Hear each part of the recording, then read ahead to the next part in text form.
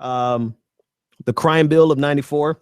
There's an op-ed in not an op-ed, but it was a journalistic piece by Farrah Stockman in the New York Times, where she discusses how there's a breakdown in a great disagreement amongst young African Americans and older African Americans who actually were a part of the 94 movement to actually bring the crime bill into fruition. Those people who supported it, even if they supported it based on the last op-ed that I mentioned, some of them supported it with major caveats. Some of them supported it with the idea that they would get more concessions, more things to help the community, more funds to support community policing, and just, more funds to help the community versus just building prisons. A lot of people supported it with those caveats. Clinton ignored the caveats and just gave the strict minimums, the mandatory minimum sentences, all of the things that really just devastated the Black community.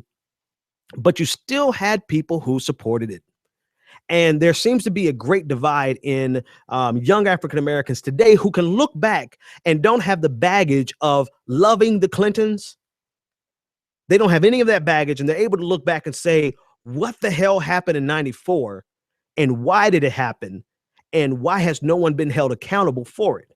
And this is what Farrah Stockman actually started unpacking, the glaring differences between older African Americans and younger African Americans, millennial African Americans, who just see it fundamentally different and see the fact that the Clintons have something to answer for this bill.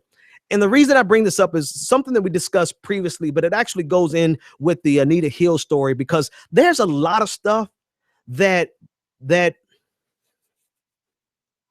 were a lot of games that were played on America as a whole in the 90s that were just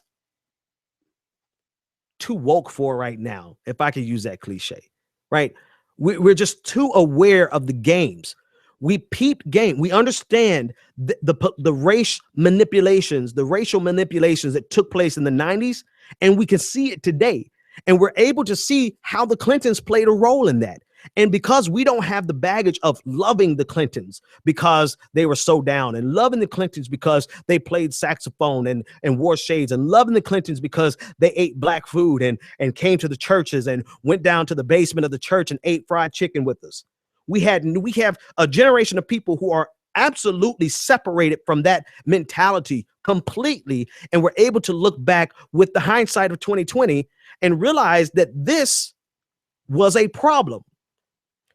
But because our parents are still around, most of you, my mom's still around, we have this conflict with an older generation of African Americans as well as other races, right? But let's talk about Black folks. We have a conflict with African Americans, with older African Americans, because they are still out here trying to protect this love affair that they had with the Clintons, against the knowledge that most of us have that what the Clintons did was anything but lovable. It was completely contemptible and damning.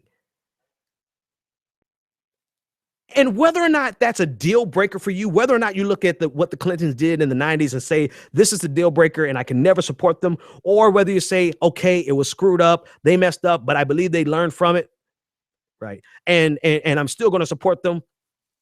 That's besides the point, because you still have this firewall of people, Black people and white people, who are just doubling down. They would rather double down on the fact that Black people supported the 94 crime bill than to ever have the conversation about how so many people, Black and white, were deceived by the Clintons in the 90s in order to get this crime bill passed, in order to get welfare reform passed.